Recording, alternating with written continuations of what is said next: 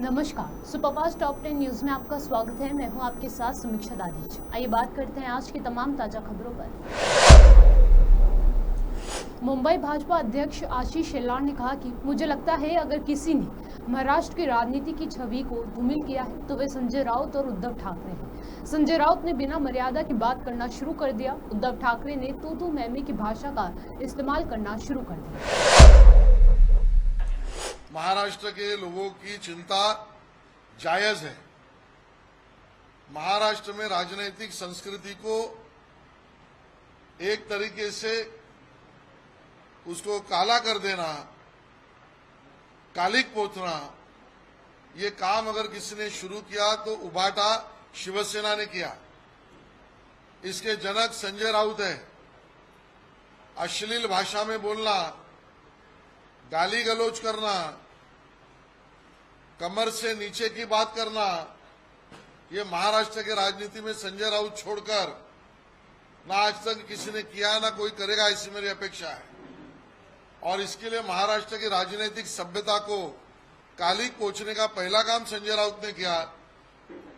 दूसरा, उबाटा शिवसेना ने vote BJP के साथ लेना, सरकार कांग्रेस के साथ करना, शरद पवार जी के साथ करना, ये राजकीय व्यभिचार के जनक उबाटा सेना है, धोखाधड़ी के जनक उबाटा सेना है। ये महाराष्ट्र की जनता ने पहली बार देखा। तीसरी बात, जिस तरीके के भाषा का प्रयोग उद्धव जी चुनाव आने के पहले, जिसको हमरी तुमरी लेना देना ऐसी बात, या तो तू रहेगा या तो मैं रहेगा, इस तरीके की भाषा का प्रयोग जो महाराष्ट्र कभी सुनता नहीं है, वो उद्धव जी ने शुरू की है। उसके कारण उद्धव जी ने स्वयं महाराष्ट्र की राजनीतिक संस्कृति को कालीमा लगाया है, कालोखी लगाई है। और अंत में जिस प्रकार से राज ठाकरे जी के दौरे पर उनके व्हीकल्स पर अटैक करना, सुपारी डालना, मैंने परसों भी कहा था जब तक राज ठाकरे चुप है, मैं उनको जानता हूं, उनका स्वभाव भी जानता हूं, तब तक ठीक है। आज उन्होंने जो उनके मनसैनिकों ने जो प्रतिक्रिया दी और एक तरीके से गोबर और नारियल से स्वागत राज ठाकरे जी के लोगों ने उद्धव ठाकरे जी का किया, उसके बाद जो चुप्पी उद्धव ठाकरे जी ने और संजय राउत ने ली है, वो स्पष्ट दिखाई देती है कि उबाटा सेना की अब राजनीतिक दृष्टि से फट गई है, वो डरे हुए हैं और ये महाराष्ट्र पूरा देख रहा है। धन्यवाद। लोकसभा में विपक्ष के नेता और कांग्रेस सांसद राहुल गांधी ने कहा कि विपक्ष के नेता के रूप में ये मेरा कर्तव्य है कि मैं आपके ध्यान में लाऊं कि भारतीय शेयर बाजार में एक महत्वपूर्ण जोखिम है, क्योंकि शेयर बाजार को नियंत्रित करने वाली संस्थाएं समझौता कर चुकी हैं। अडानी समूह के खिलाफ एक बहुत ही गंभीर आरोप है कि ऑफशोर फंड का उपयोग करने, शेयर स्वामित्व और मूल्य हेरफेर करना अवैध है। अब ये सामने आया है कि सेबी की अध्यक्ष माधवी बूच और उनके पति की उन फंडों में से एक में रुचि थी।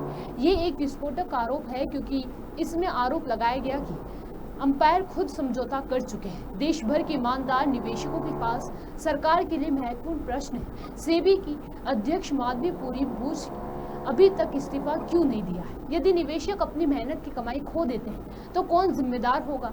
पीएम मोदी, सेबी अध्यक्ष या गौतम अडानी? नए और मुद्दे, गंभीर आरोप सामने आए हैं। क्या सुप्रीम कोर्ट एक बार फिर इस मामले की स्वतः संज्ञान लेगा? अब ये पूरी तरह से स्पष्ट है कि प्रधानमंत्री नरेंद्र मोदी इस मामले की जांच जेपीसी द्वारा किए जाने के खिलाफ आरजीकर मेडिकल कॉलेज और अस्पताल में 9 अगस्त की रात पोस्ट ग्रेजुएट ट्रेनी यानी कि पीजीटी महिला डॉक्टर के साथ दुष्कर्म और हत्या के मामले को लेकर कोलकाता पुलिस आयुक्त विनीत कुमार गोयल ने कहा कि ज्वाइंट सीपी क्राइम ने मृतका के परिवार आज भी मुलाकात की है। परिवार वालों को सुप्रीम कोर्ट की गाइडलाइन के अनुसार पोस्टमार्टम रिपोर्ट सौंप दी गई है। छात्रों के सवाल को सुना गया है और उसके जवाब भी दिए गए हैं। छात्र किसी भी समय हमसे किसी भी समस्या को लेकर संपर्क कर सकते हैं। किसी भी कॉलेज के छात्र किसी भी समस्या के लिए हमसे मिल सकते हैं। छात्रों से यही अपील है कि आपके पास अगर कोई भी इनपुट हो तो हमसे शेयर करें। उनकी यानी कि छात्रों की मांग थी कि घटना वाली रात में ड्यूटी पर तैनात सहायक पुलिस आयुक्त को यहाँ पर तैनाती से हटाया जाए, तो हमने उन्हें हटा दिया है। अपना प्रदर्शन अब खत्म करेंगे, ये उनके ऊपर है, लेकिन पुलिस प्रशासन का पूरा सहयोग है। वे बेझिझक हमसे किसी भी समस्या को लेकर जुड़ सकते। স্টুডেন্টদের যে কোয়েরি ছিল সেটা অ্যাড্রেস করা হয়েছে। অ্যাডিশনাল কমিশনার অফ পুলিশ 1 উনি জয়েন্ট সিপি ক্রাইমের চার্জেও আছেন। উনি আজকে ফ্যামিলির সঙ্গে দেখা করতেও গিয়েছিলেন। ফ্যামিলিকে পোস্টমর্টমের report as per the guidelines of the Supreme Court has been handed over to them. স্টুডেন্টদের যে কোয়েরিজ ছিল ওদেরকে অ্যাড্রেস করা হয়েছে। আমরা মনে করি দে আর স্যাটিসফাইড। যদি ওদের কোনো কিছু ডাউট থাকে যে কোনো সময় আমাদের কাছে অ্যাপ্রোচ করতে পারে। আর এটা not applicable for students of this institute RG করি অনলি, এনি আদার কলেজ। এখন নানা ধরনের গুজো চারদিকে চলছে, মাল্টিপল লোক ইনভলভ আছে, কাউকে প্রোটেক্ট করার চেষ্টা করা হচ্ছে, 3 জনের সিমেন পাওয়া গেছে, all kinds of stories are floating. These are rumors. We have told them. They also had these queries कि 2 জনের সিমান কি 3 জনের সিমান আছে, কাউকে প্রোটেক্ট করা হয়েছে या something. We are absolutely transparent as far as this is concerned. যদি কারো কোনো কোয়েরি থাকে আমাদের কাছে যোগাযোগ করতে পারে और আমরা ওটাকে অ্যাড্রেস করব। স্টুডেন্টদের মধ্যে আমাদের এটাই আপিল, আপনাদের কিছু যদি কোনো খবর থাকে এই লোকটার ইনভলভমেন্ট থাকতে পারে, we will absolutely look at it from all perspectives. We have nothing to hide. Forensic মেডিসিনের যারা ডক্টর তাদের সঙ্গে কি আপনারা কথা বলবেন? Absolutely. যে প্রয়োজন আছে প্রত্যেকটা লোকের সঙ্গে কথা বলা হবে। We will take an opinion also regarding injury marks, regarding other things. One person, more person, based on the injuries on the victim, accused এর উপরে injury marks আছে, what it could be. We will do everything possible which is required.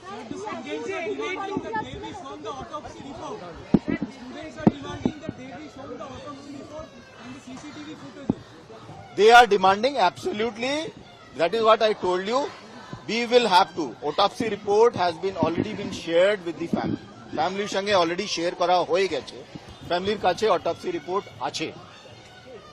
CCTV ব্যাপারেও আমরা ওদেরকে বলেছি যে supreme কোর্টের guidelines যে আছে সে আমরা অবভিয়াসলি ভায়োলেট করতে পারবো।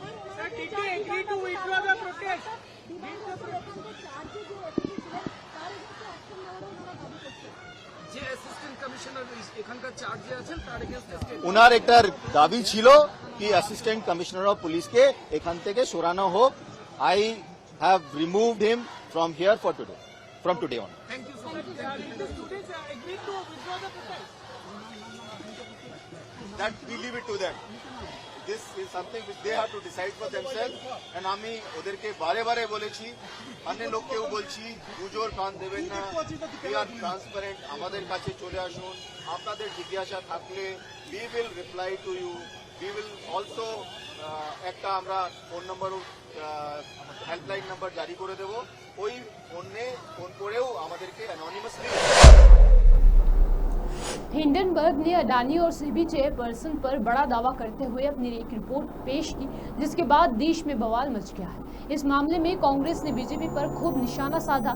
राष्ट्रीय अध्यक्ष मल्लिकार्जुन खड़गे ने कहा कि सेबी ने माननीय सुप्रीम कोर्ट के समक्ष मोदी जी के परम मित्र अडानी को हिंडनबर्ग के जनवरी 2023 के खुलासों में क्लीन चिट दी थी।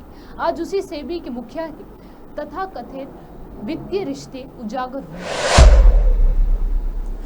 नेशनल कॉन्फ्रेंस के अध्यक्ष फारूक अब्दुल्ला ने जम्मू कश्मीर में बढ़ती घुसपैठ को लेकर रविवार को अपने गुस्से का इजहार किया। उन्होंने कहा कि मुझे लगता है कि 200 से 300 आतंकियों ने घुसपैठ की है।